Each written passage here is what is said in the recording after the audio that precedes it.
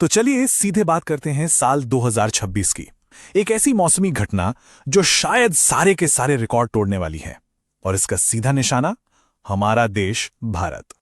लेकिन पता है, आने वाले कल को समझने के लिए हमें थोड़ा पीछे जाना होगा, अतीत में। साल था 1877।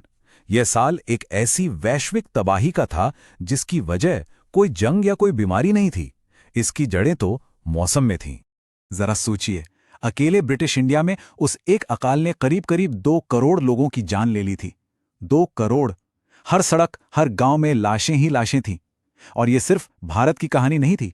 चीन, ब्राजील, अफ्रीका, पूरी की पूरी दुनिया एक साथ अकाल की चपेट में आ गई थी।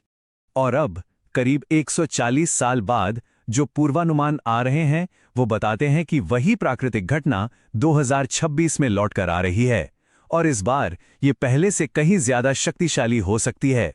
तो चलिए इसमें थोड़ा और गहराई में उतरते हैं। आखिर 1877 की उस तबाही की असली वजह थी क्या? ये कोई भूकंप नहीं था, कोई महामारी भी नहीं। ये थी एक प्राकृतिक घटना जिसे हम जानते हैं सुपर एल नीनियो के नाम से। अच्छा, ये इतना बड़ा खतरा क्यों है, ये समझने के लिए ना हमें पहले एल नीनियो के पीछे का विज्ञान समझना पड़ेगा। मतलब आखिर होता क्या है जब प्रशांत महासागर का पानी गर्म हो जाता है?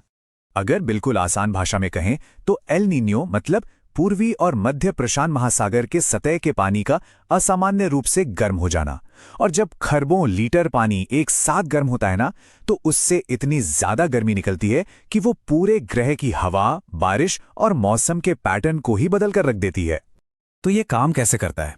देखिए, आमतौर पर क्या होता है कि मजबूत हवाएं गर्म पानी को पश्चिम की तरफ धकेलती हैं, मतलब ऑस्ट्रेलिया और एशिया की तरफ, और वहां अच्छी बारिश होती है।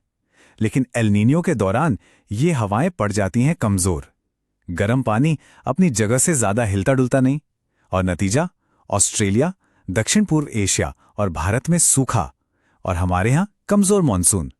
तो सवाल यह है कि 2026 का ये जो एल नीनियो है, ये इतना अलग और इतना खतरनाक क्यों माना जा रहा है? इसके पीछे 3 मुख्य वजहें हैं जो इसे एक अभूतपूर्व खतरा बना देती हैं। पहला कारण है इसकी टाइमिंग। ये ठीक उस वक्त अपने चरम पर होगा जब भारत में मॉनसून अपने पीक पर होता है। दूसरा, इसकी ताकत। ये पिछले 140 सालों का सबसे शक्तिशाली सुपर एल नीनियो हो सकता है, जो प्रशांत महासागर का तापमान 2 डिग्री तक बढ़ा सकता है। और तीसरा और सबसे अहम फैक्टर है क्लाइमेट चेंज, जिसने हमारी धरती को पहले से ही काफी गर्म कर दिया है। इन आंकड़ों को देखिए, ये पूरी कहानी साफ कर देते हैं। प्री इंडस्ट्रियल बेसलाइन को हम मान लेते हैं 0। अब इसमें जोड़िए आज का क्लाइमेट चेंज, यानी +1.4 डिग्री हुई, लगभग 2.9 डिग्री सेल्सियस। ये एक ऐसा आंकड़ा है जिसका सामना इंसान ने अपने इतिहास में पहले कभी नहीं किया।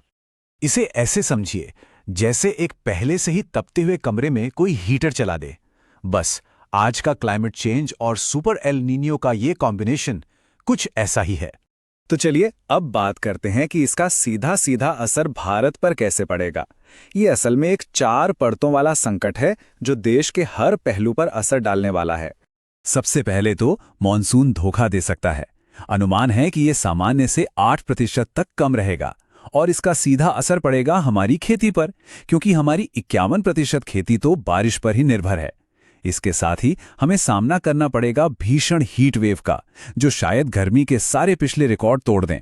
और इन सब का नतीजा क्या होगा? खाने पीने की चीजों की कीमतें 9% तक बढ़ सकती हैं, जिसकी सीधी मार हर घर पर पड़ने वाली है। लेकिन इन आंकड़ों से भी बड़ी एक चीज है, और वो है इसकी मानवीय कीमत। ये कहानी है हमारी कमजोरियों की और हमारी नीतिगत विफलताओं की। पता है, असली खतरा सिर्फ दिन की गर्मी नहीं है।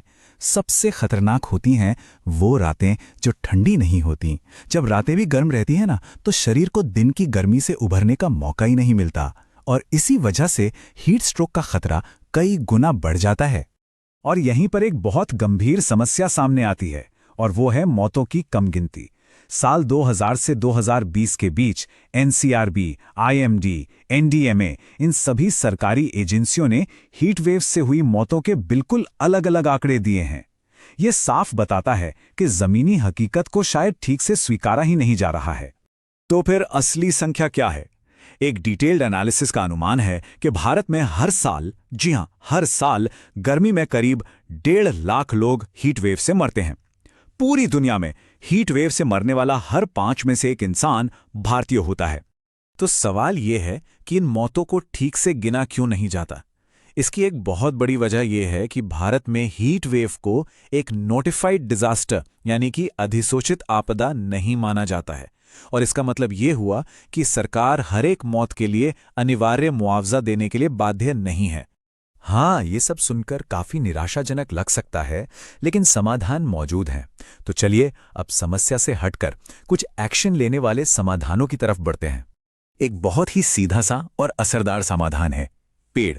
स्टडीज बताती हैं कि पेड़ अपने आसपास के तापमान को 12 डिग्री सेल्सियस तक कम कर सकते हैं।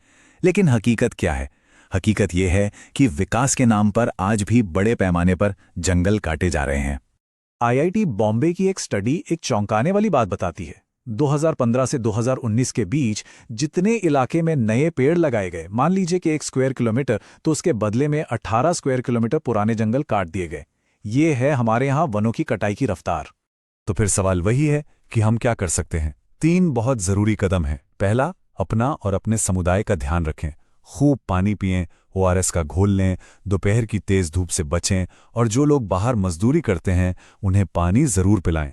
दूसरा, हर एक पेड़ को बचाएं और ये याद रखें कि नए पौधे लगाने से कहीं ज्यादा जरूरी है पुराने घने पेड़ों को कटने से बचाना। और तीसरा, सोलर एनर्जी को अपनाएं। छतों और बालकनियों पर लगे छोटे छोटे सोलर पैनल भी कोयले पर हमारी निर्भरता को कम करने में मदद कर सकते हैं। और आखिर में बस एक सवाल सोचिए, 2026 में पैदा होने वाले बच्चे के लिए गर्मी शब्द का मतलब क्या होगा? वो शायद कभी जान ही नहीं पाएंगे कि 30-35 डिग्री वाली गर्मियां कैसी होती थी। उनके लिए तो गर्मी का मतलब ही हमेशा से 45 डिग्री सेल्सियस होगा। और बस इसीलिए आज ही अभी कदम उठाना सबसे ज्यादा जरूरी है।